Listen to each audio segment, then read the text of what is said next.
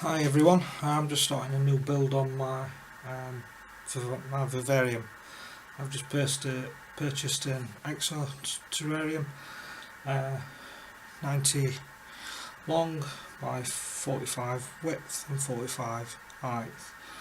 My plan is to use this, which is K Meltzer general purpose polystyrene. I went for the thicker 50mm. The board's actually 240 by 600, 929. Now my plan is that I've got the length here, the 600. I'm going to cut it down to 450, but what I'm planning on doing with this is to create a cut-off area over here. So all this will be water when the tank's on. The actual tank size is roughly there. So this area will all be land. However, what I'm wanting to do is put a river in. So I'm just taking an area out here for the pump, etc. Big enough for me to be able to get my hand in and do whatever I need to do when I come to cleaning filter, etc. So how am I going to do this? I'm not entirely sure yet. Going on past experience of building tanks, the last one I did, I felt that I left too little area for the crabs to wander about. There wasn't enough land. It became quickly clear to me that this needed a hell of a lot more land, which is why I'm here now with this. So my plan is to cut this down. I bought myself a hot wire cutter. I've tried that out, works excellent, really impressed with that. So I will cut this shape out, and then along here I'm going to build a sort of a bank wall, and then along here dropping off. What I don't like to see is the finish up against the glass, so there'll be a slight gap there, and obviously this is going to cut off as well, so that'll be the same. This I'll build up to the height, creating like an uneven bank side, but what I would like to do is so far up is leave a piece out, sort of like that I'll then dig out the polystyrene, so I can put some plants in that will trail down. And then obviously we're going to have the river here, going through. When I say river, I actually mean a stream, but there you go. I'm looking at having a bit of a head of pool here, so I can also have a fogger in that. So the fogger wire will run through here and up and out. So a small pool here, little stream trickling down. Nothing too deep, so the crabs can actually go in and out of it as they do on the one I have now. They'll fall into the water. This will sit on a false bottom that I'm going to actually leave open, so I can have fish underneath as well. I've also got a couple of fire-bellied newts that'll be living here as well. They couldn't live with the tanks, with the crabs in the other tank, so they do get on well, no concerns there. So basically that's my plan. I will cut this out, build up the walls. Once that's finished, I will be covering it with silicone, and then putting a substrate on, a dry substrate that will stick to the silicone, giving me hopefully the effect of a riverbank, stream bank, which is the natural habitat of the crabs that I keep. All this area will be quite heavily planted, along with some wood features that will allow the crab space to hide should they so wish. They can be quite timid at times. The ones I've got are becoming more and more visible. They're getting used to the noise of the living room. So that's I think that's the plan so far. We will see how this pans out. I have already tried the silicone with some substrate. Really pleased with how that came out. I've made I guess what you call a few jungle vines that I'm going to hang off here and maybe trail across onto the wood feature. I should probably do a short video just on how I made those. There are other versions available, but the ones I've done I like, so I will share with people and let them have a look. The plan is I will cut this out now and then I will see how it fits inside the Palladium, and then we'll start building the two bankings. Got a glue gun that I will use to glue each section up as it builds up. So basically I'm creating a wall that will be held together by the glue guns. Once finished it will also have the silicone on, which will give it another layer of strength. Yeah, that's where we're at. That's the plan. Hopefully if you get to watch this it will be because it's worked. If you never see this appear then I fail miserably and I've gone back to the drawing board. The reason I'm using this is my last build I used the expanding foam. Very popular, I know that a lot of people really like it. I felt really restricted in what I could create. It's very much got a mind of its own. This I think I'm in a bit more control of, however time will tell. So that's where we're at. Thank you.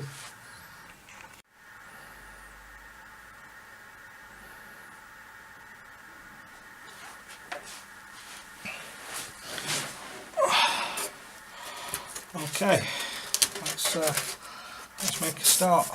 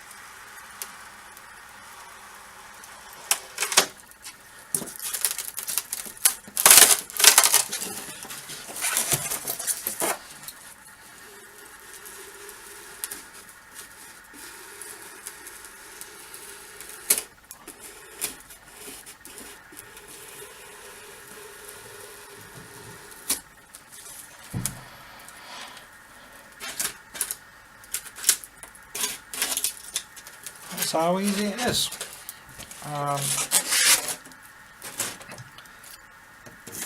Across here now and cut this piece.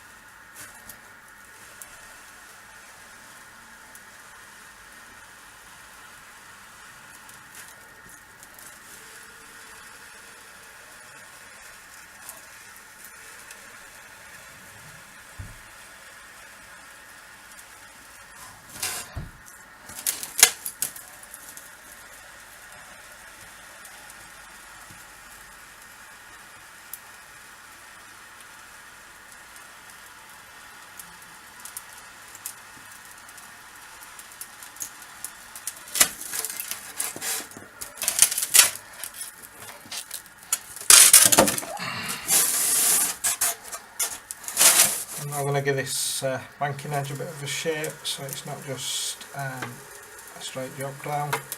Probably build on that gradually as I go along.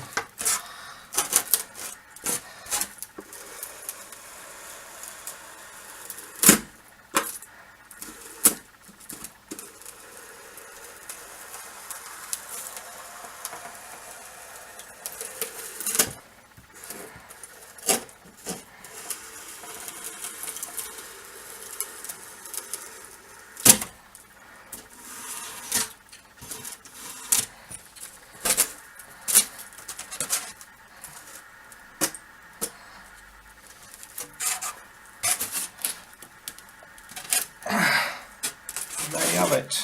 Hopefully you can see what I've got there. I've just got that piece to cut out. What I need to do is make sure that that is right for the tank. So I'll just do it like that because it does get rather hot. Put that to one side.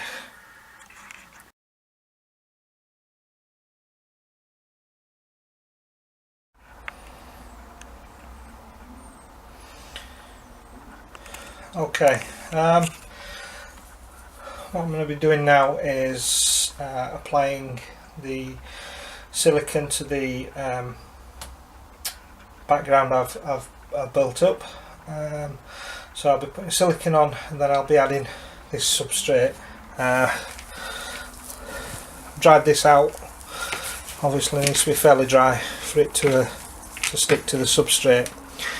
This is actually made up of Forest Pro Rep, sphagnum moss, quite a bit of this, which is the cocoa brick, again by Pro Rep. The cocoa actually helps to dry it out, gives it a nice colour. What I'm trying to create is something that looks along the lines of the banking. So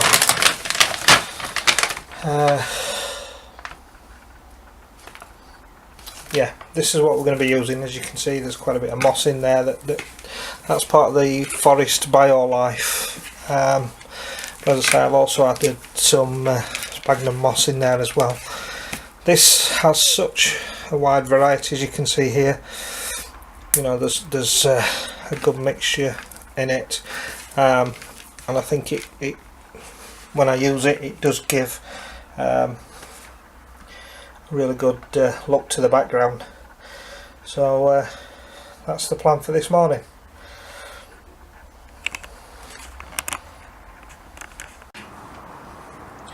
Okay, so what we're using here is HA6 marine grade RTV silicone sealant. You can get this in black or in white. I opted for the black. I just thought it would not show up as much as the white would.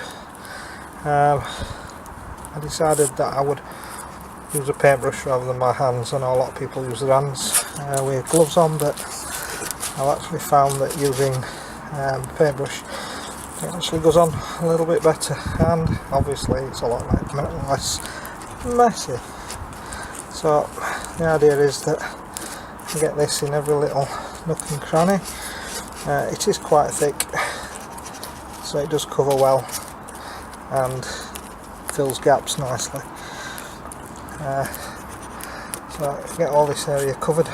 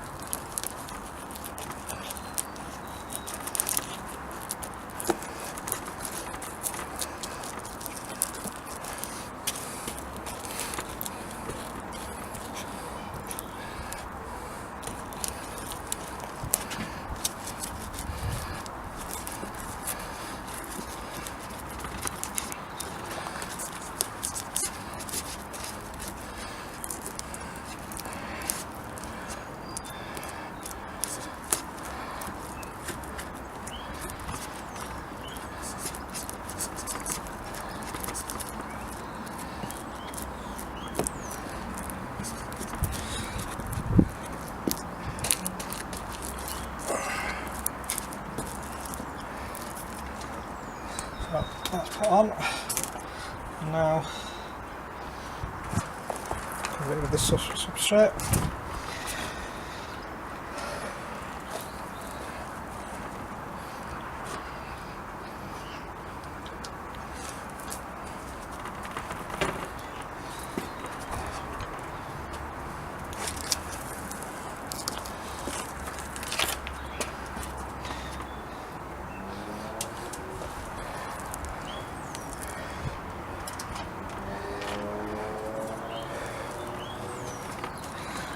Get a good press down so it sticks everywhere.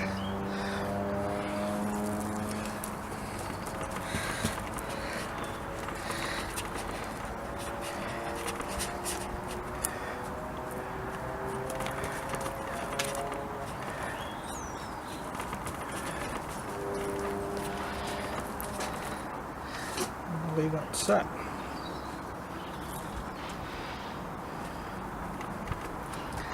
Come back to it and do the next section.